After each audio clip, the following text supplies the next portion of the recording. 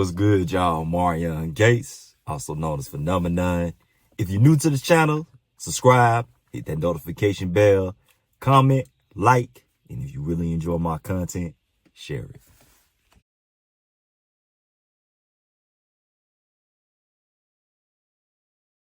So, Karl Malone versus Michael Jordan. Now, this video is going to hit on numerous points. It's going to hit on numerous points because it's deeper than this. It's deeper than the Karl Malone versus Michael Jordan debate. I know the agenda behind it because of the person it came from, or the people that it come from on Facebook. I've seen this post multiple times. And it's yet another failed attempt to try to diminish Michael Jordan's legacy. They want to use gambling. They want to say his era was watered down. They want to say that he played against weak competition. I don't know how you're playing against the best players in the world and you play who's in front of you. And now all of a sudden y'all want to, they do this with everybody though. They're doing that. They're trying to take away his Defensive Player of the Year award. Now they're going at the MVPs. First of all, the MVP does not have any clear-cut criteria. Let's just keep it 100. It changes every year. Every year there's a different reason, but it's based on the ideal is you are the most valuable player on your team and you're creating the most impact in the league. The best player on your team, the most impactful player on your team, and you're being compared to the other valuable players on their team. That's the ideal of it. So who is the most valuable out of all these guys that are valuable to their teams? Who is the most valuable? So let's look at it. We're going to hit on the Michael Jordan and we're going to hit some other points too. Let's look at what happened that season. Let's go back in time. It is 1997, 98. Who? This is the guy. Now let's take a look. You fanboys have said this. Nick Wright, Shannon Sharp, guys in my comment section. A guy got a whole channel called Jordan 1 and 9. All you guys, the Brian Windhorst, the Rich Pauls, all the guys, all you fanboys have said this point over and over again. This is one of your favorite arguments that you use. Yet you guys say all our channels are the same, but you guys make these same arguments from X to Facebook to Instagram, whatever. Let's go. You guys say Michael Jordan was 1 and 9 without Pippen. That's what you guys say. Matter of fact, I had a dude that said that Michael Jordan was saved multiple times by Pippen in the playoffs, which is stupid. In the finals. He said Paxson saved him twice. Scottie Pippen saved him. Like, dude, shut up. Just shut up with the stupidity. At this point, it's getting ridiculous. You guys are grasping. If you use the same logic and apply it to LeBron James, he has been saved every single year. He was in the final every single year by your stupidity. That's what it would mean. But let's get off of that. You guys said Michael Jordan was 1 and 9 before Pippen. Let's ignore the 7.9 points per game. Let's ignore the fact he was coming off the bench. Let's ignore the fact that Michael Jordan had a far superior season. That if the roles were reversed, and this was not Michael Jordan, this was LeBron James, and LeBron James had a guy that was having 7.9 points per game, you fanboys know good and goddamn well you're not gonna sit here and tell me that dude saved him. You're not. You're not going to say a guy that scored 7.9 points per game saved LeBron James. If that's the case, this dude has had help his entire career. I don't want to hear he didn't have enough help because he's had guys that scored more than 7.9 points per game and you guys still cry and say he didn't have enough. He has Anthony Davis on his goddamn team and getting swept in the first round. But y'all say Scottie Pippen with his 7.9 points per game saved Michael Jordan. This is ridiculous. This is the ridiculousness of you fanboys. But let's play your game. Scottie Pippen saved Michael Jordan, right? That's what y'all say. Let's stick with that. Let's play along. Scottie Pippen Scottie Pippen missed 38 games. The savior of Michael Jordan. The guy that y'all tell us saved his whole man's career. If without Scottie Pippen, this man would have been nobody. He would have been a bum. He would have been a loser. He would have been whatever. Scottie Pippen missed 38 games. Do you know what that means? What would y'all do? Let's pretend. You got to apply the same criteria. You can't move the goalposts. We're going to hold you to your logic. We're going to hold you to your reasoning. We're going to hold you to that. Imagine if Dwayne Wade or Anthony Davis or Kyrie Irving or one of those guys missed 38 games, dang near half the season, and LeBron James kept that team afloat. You know what you will be doing? Clapping it up, twerking, whatever, pouring whatever honey all over each other, in the words of Dreamers Pro. You know good and goddamn well that's how you would think. So apply that same exact goddamn logic to Michael Jordan. He kept that team afloat. They were winning without Scottie Pippen, without his second option, without his savior, without this guy that y'all say is one of the top players in the league. Because y'all be saying he's the second best player. He was a top 5 player. Okay, we gonna play your game. He did this without his second option. The Bulls were afloat. Without their second option, they were winning. They were winning.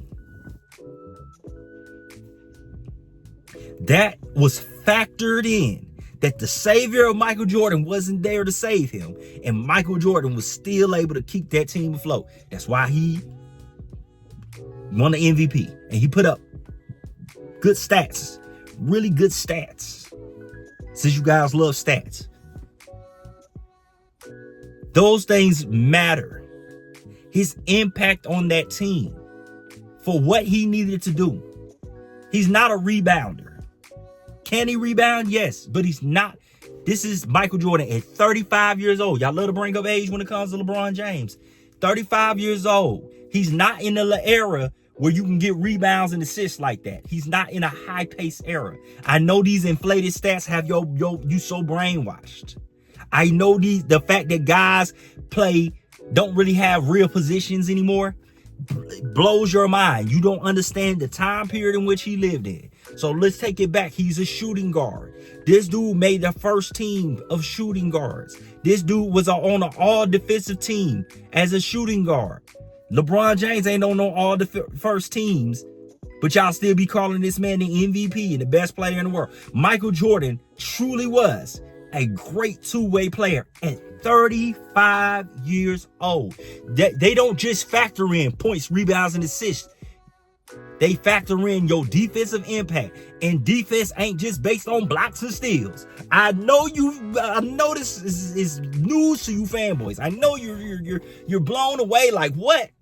That's how Dennis Rodman was able to win 2 of them things. That's how in 1987, even though Michael Jordan had far better stats, Michael Cooper won. How does this happen? Because it's more than just stats. Just like you fanboys sit there and try to convince us that LeBron James was robbed of a defensive player of the year. Did he have stats that blew you away? Did he have blocks that blew you away? Did he average 1, 2 blocks a game? Did he average 2, 3 steals a game?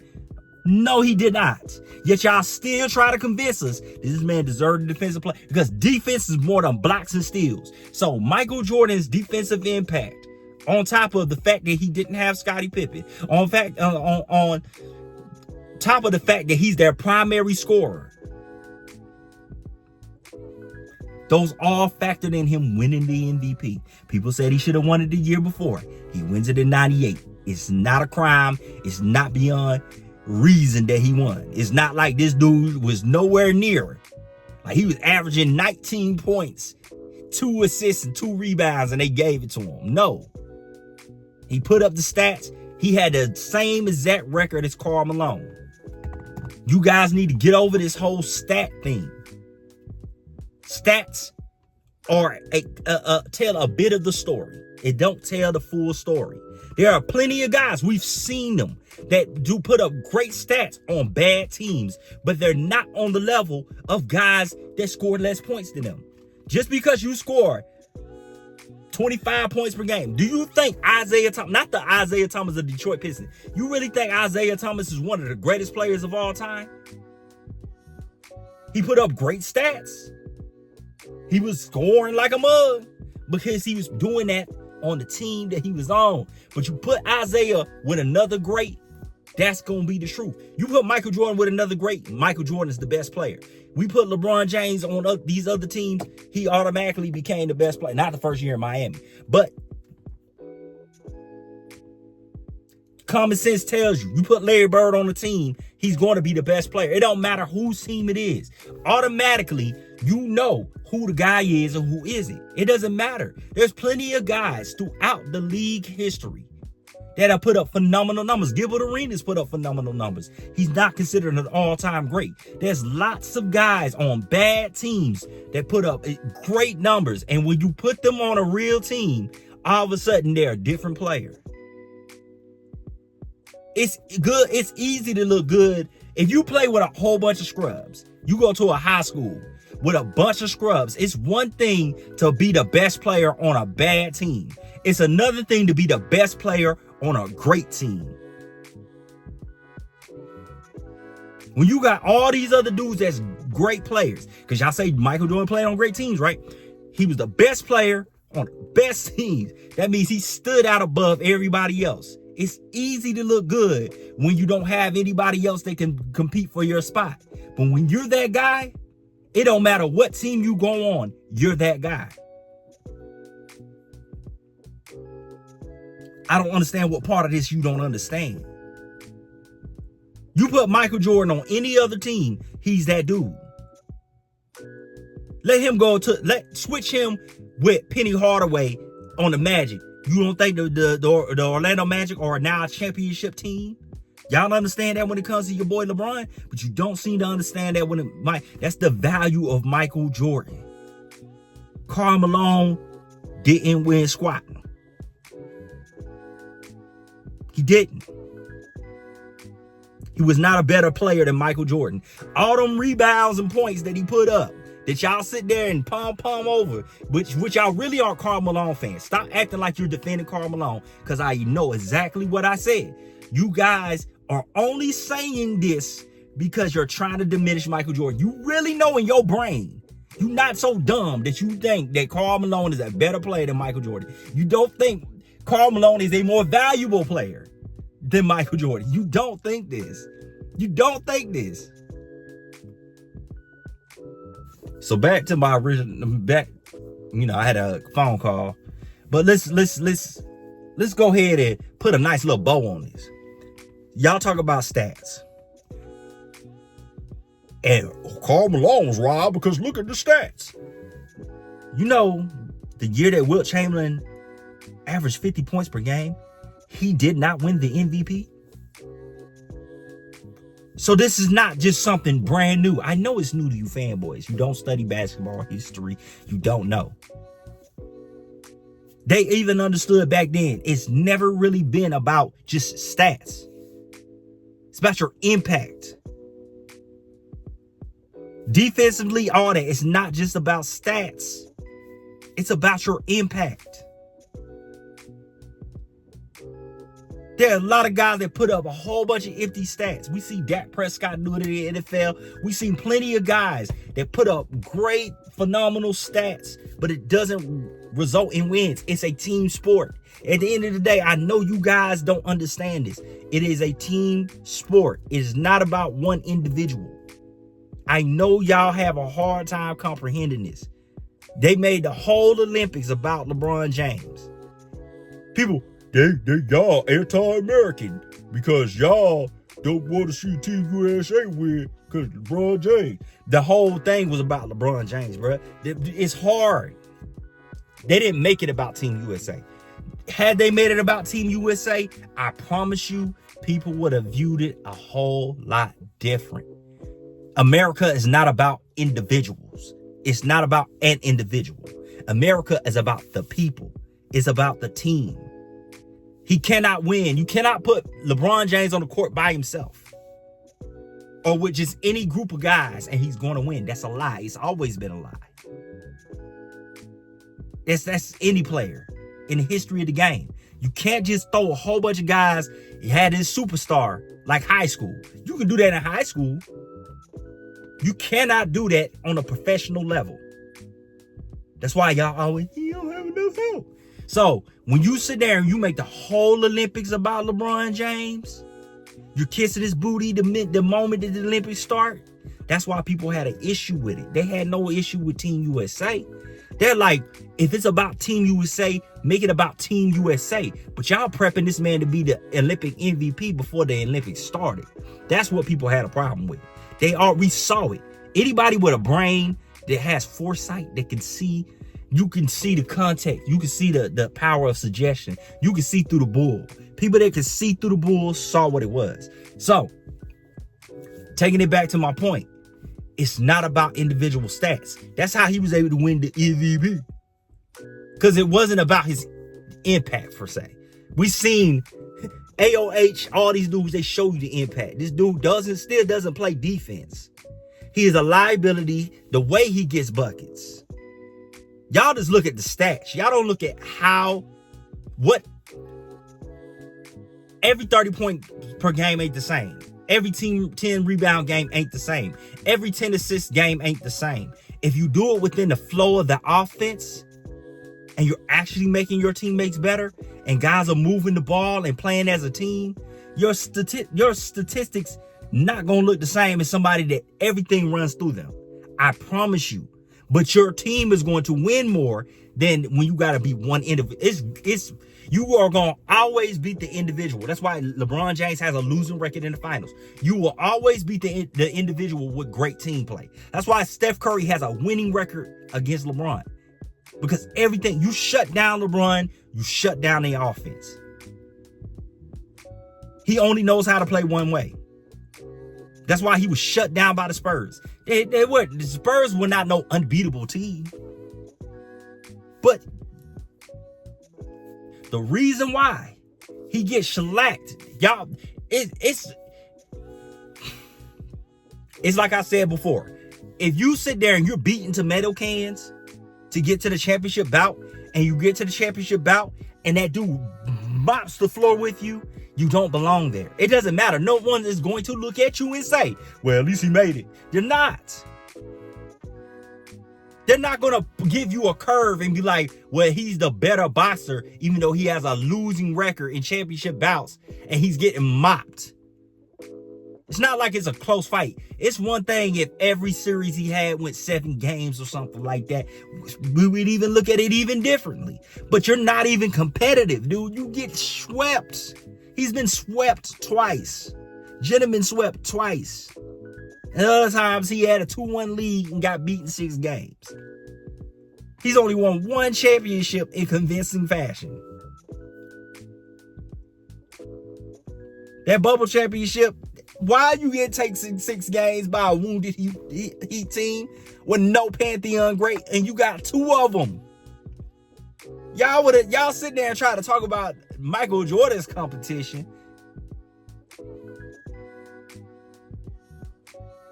All the dudes he faced in the finals, there's Pantheon greats. These are top 50 players. Clyde Drexler, top 50. Magic and Worthy, top 50. Stockton and Malone, top 50. Gary Payton, top 50. Not nan top 50 player was on there, and this dude was taking 6 games. Not nan top 50 player was on that team. Not nan top 75 player was on that team. He got taken 6 games. We're going back. This is what I mean by individual stats. Don't matter. All those great stats that he has put up has resulted in 4 and 6. Karl Malone, all them great stats he put up that y'all say was better than Michael Jordan, won no championships. Not nan championship was won with them rebounds and them points. Not nan championship was won when Russell Westbrook was putting up triple doubles. Not nan championship was won when Oscar Robertson was putting up those great numbers. Not nan championship was won. Will Chamberlain, all them great numbers he put up resulting in 2 championships. Meanwhile, Bill Russell got 11. And his stats don't touch Will Chamberlain's. So which means more in a team sport. You getting yours or your team winning? You getting yours or your team winning? Is it about the individual or is it about the team? I would sacrifice my stats, even if I know I'm the best player and I can do it all. If I can dial it back and it results in wins, that's what I'm going to do. Michael Jordan played a winning style of basketball. He didn't care about points, rebounds, and assists. He was their primary scorer, so that's what he did. And he impacted them on defense, and he motivated his team to play defense. He led by example. He had intangibles. He played a winning style of basketball. It wasn't about points, rebounds, and assists in the Michael Jordan era. No one cared about that. No one was sitting there looking like, man, did he get triple-double? Everybody gets a triple-double. It doesn't mean anything anymore. If you don't win, it don't matter. No one cares. All those triple-doubles that Russell Westbrook put up don't mean squat because he didn't win. It's the same thing. Just because Karl Malone put up better stats than Michael Jordan didn't mean he was the more impactful player. Just like all those years, LeBron James putting up these phenomenal stats. All his 40,000 points. The how many ever 6,000 rebounds and 6,000 assists or whatever numbers he putting up. 11,000, my bad. All these great numbers he done put up accumulated over the years. From playing from 18 years old to near 40. Only resulted in 4 championships. And he had to team up with 2 members of his draft class. He had number 1 picks. He had top 5 picks all throughout his starting lineups. Kyrie Irving, number 1 pick. Anthony Davis, number 1 pick. Dwayne Wade, number 5? Chris Bosh, number 4?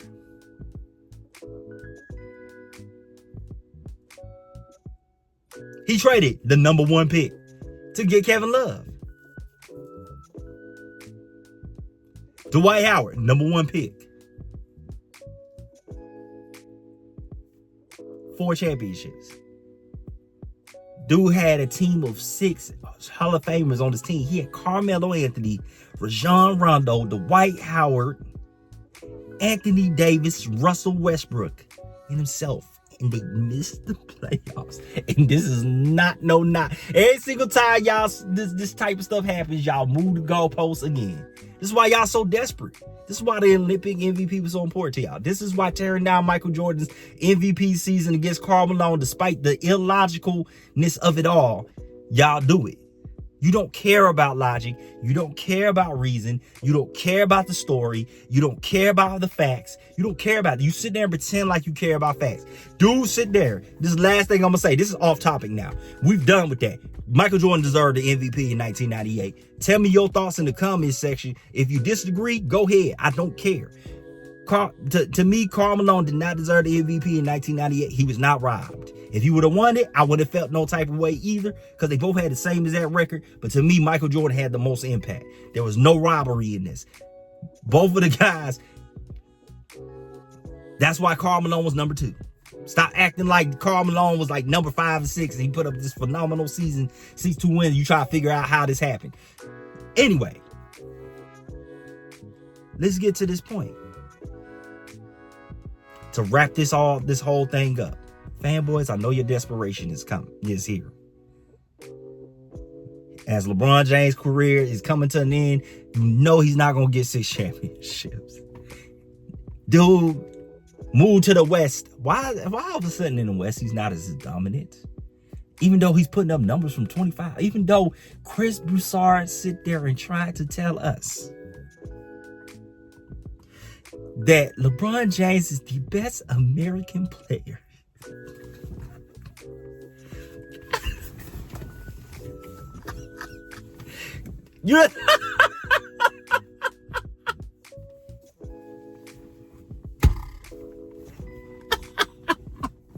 I've never seen this ever happen in the history of the league. The best American player. Okay. All right.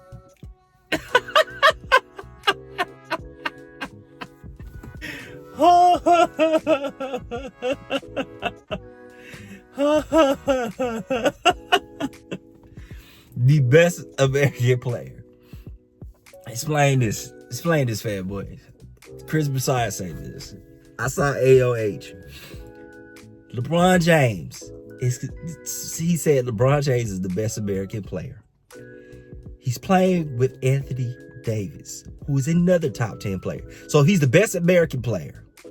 We can list all. We know Nikola Jokic, Antetokounmpo, Embiid, and SGA, and Doncic. Let's say they're the top 5. They're the top 5 overseas players. They're the top 5 players in the league. We already know LeBron James is number 6, right? He also, none of these other guys that's in that top 5 play with another guy that's top 10 in the league.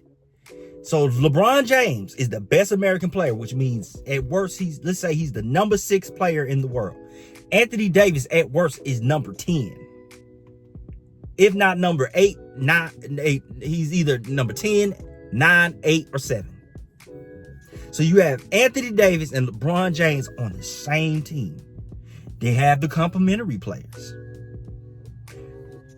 How in the world you getting bounced in the first round? What would y'all have said if this was Michael Jordan? We got to, no, don't, nah.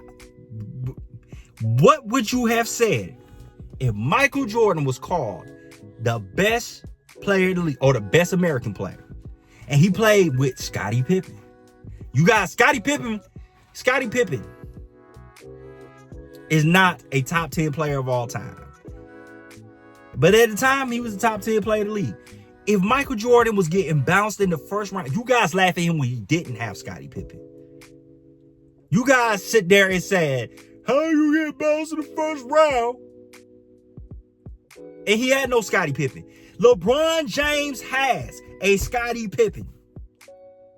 And he's getting bounced in the first round. Explain that, fanboys. As I wrap this video up, explain that, fanboys. Explain how you would sit there and you clown Michael Jordan for getting bounced.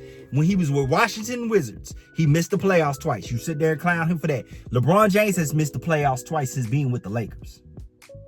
I hope you know this. The same thing you're sitting there clowning Michael Jordan for happened to LeBron James. Michael Jordan has missed the playoffs twice in his career, and that was with the Wizards. LeBron James has missed the playoffs 4 times. He's getting bounced in the first round. I don't want to hear about his age. Chris Broussard.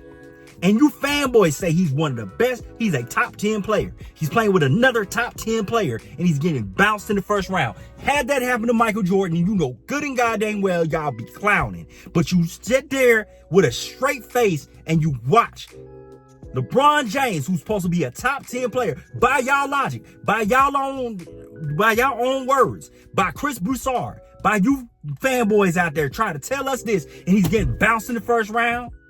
How? Nikola Jokic is that better. He's better than 2 top 10 players combined. I don't want to hear about team leader. He don't have the 86 Celtics. I promise you the Denver Nuggets are not the 86 Celtics. They're not. He doesn't have 3 top 50 players on his team. Yet he's bouncing y'all goats in the first round. Explain that, fanboys, as I wrap this video up. Since you sit there and want to talk about Jordan, use the same people that sit there and say that Jordan getting bounced in the first round is funny to y'all, even though he had no secondary great play. But it's not funny to y'all that LeBron James is getting bounced in the first round with another top 10 player. Jordan didn't have another top 10 player on his team. But you think it's funny.